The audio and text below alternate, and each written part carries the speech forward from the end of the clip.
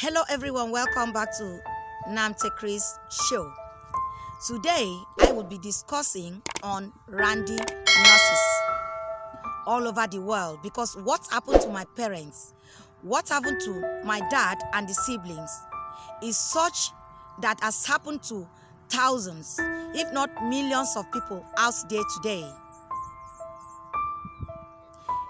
This randy nurse killed my granddad, leaving 5 children orphaned, because this same dad took away my grandmom on hearing that the husband, who was her leg, her arms and everything, because she was a sick woman as at that time, died instantly on hearing the news of her husband's demise. It all started when my granddad had hernia, and I am told that hernia was being operated in Port Harcourt in those days, which is a far distance from my village, say 4 hours drives from my hometown. That was the only center as at that time. So this man checked himself to the hospital to be operated on, and the operation was successful. He came out from the theater well, sound and hearty, and stayed for more than 2 to 3 and was recuperating. And one day, the doctor who operated on him came to check on how he was faring, and he noticed that he was not giving his medication, and he asked him when he was giving his medication last, and he told him. And the doctor now went and quarreled with the nurses on duty that why did they not give him his medications, and this got them angry, so angry for the duty that they signed to be doing. Instead of them to apologize to it, they got angry. And then when the doctor left, they gave this man overdose medications that led to his sudden death, leaving my dad and his brothers orphaned. How did they get to know that it was the medications? Yes, after giving this man his medication, they left, and this man started having, problem, turning, shouting, and was not himself again. And the person who was by his bedside taking care of him went and called them, because I am told it was in the night, went and called these nurses that come, this man is in pain. Not that they did not hear the man shouting, but he still went. They told him that he should allow them to have peace. He was not the only one in the hospital. Then it wasn't taking long enough, and the situation was an emergency one. And he went back and called them. When they came this time, they tried all what they could with the doctor on duty that night, and he died.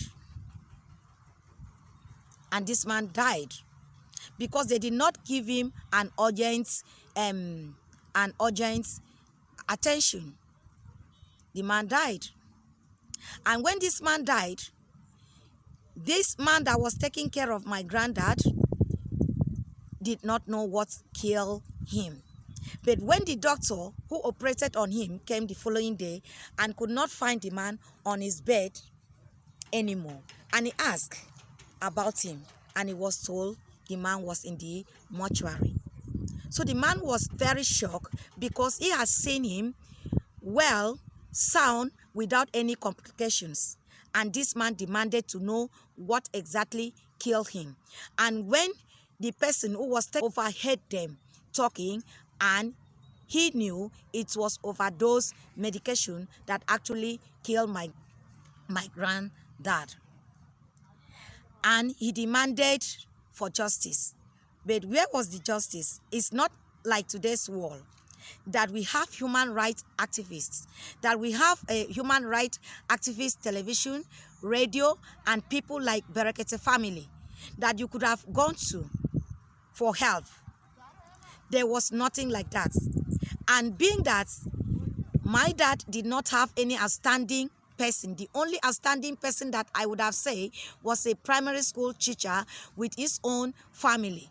Aside from that, there was no other person that would have even used his transport to transport himself to the place that this case was to be taking place in Port Harcourt. There was nothing like that. No money, no outstanding person, no relative except that primary school teacher, and the case died that way. And guess what? They could not even transport the dead body of that man to the family because they had no money. So he had to be buried in Port Harcourt. And today, I have not known the grave of my granddad. Why am I bringing this story? When I was told that my dad and the siblings couldn't do anything, and when I was told of this story, I was 10 years. I was so angry in my heart, but I couldn't do anything because I could not do anything. No evidence. They couldn't know they know the hospital then, or maybe the hospital is no more in existence, but then I could not do anything, and nobody was willing to pick up that case again. And today, since I have this platform, I decided to view this out because it's been in my heart, because it's truly affected, or is truly affecting me and my siblings.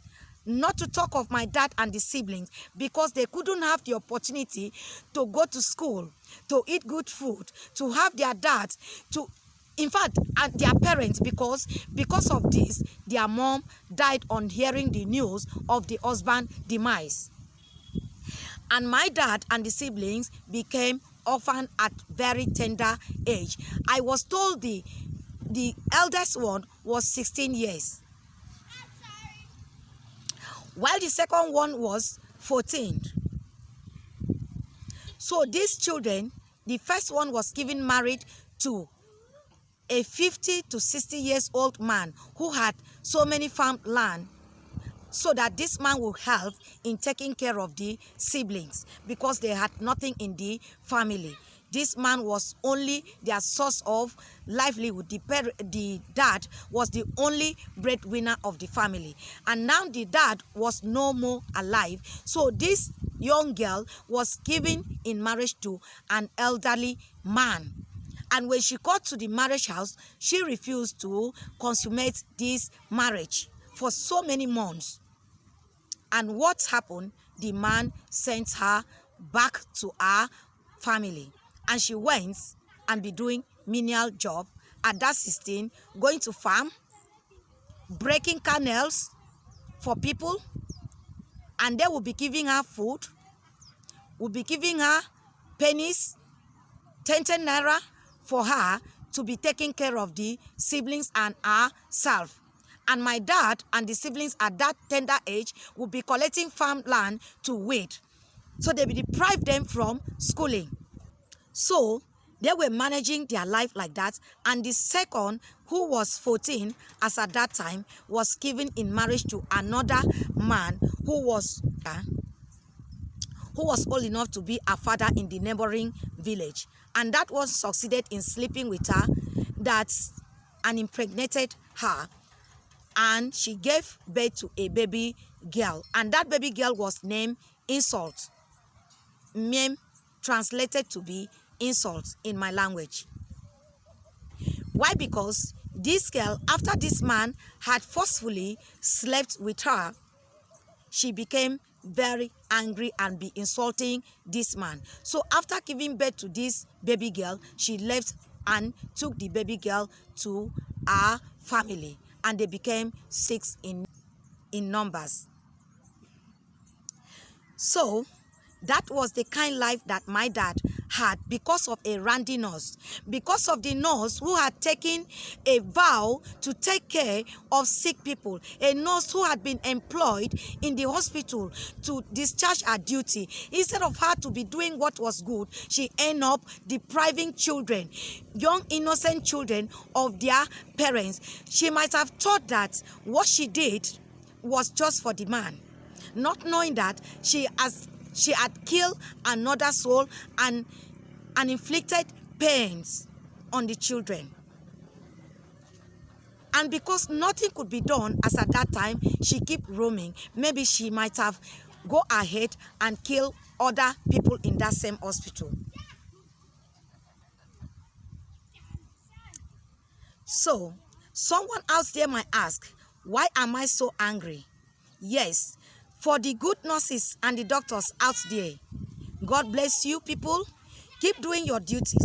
Even though no one says thank you, even though no one's give you anything, God in heaven will reward you whenever you needed any help. But for the randy ones out there, desist from your wickedness, because you had done a bad thing to my parents, to my dad, and the siblings, and me and my siblings also, because my dad couldn't have a good life, and then this thing extended to us.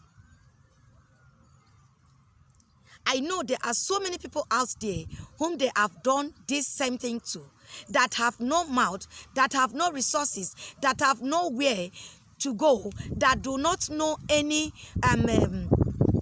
human activists to go and seek for their help.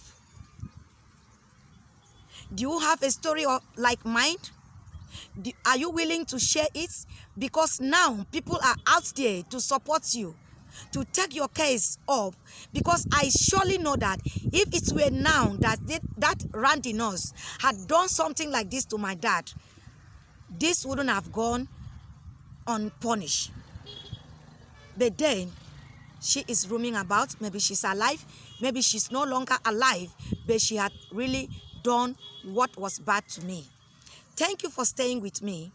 If you have a story, if you want to be heard, if you have been cheated and you want a voice and you want to be heard, please call this number on this screen.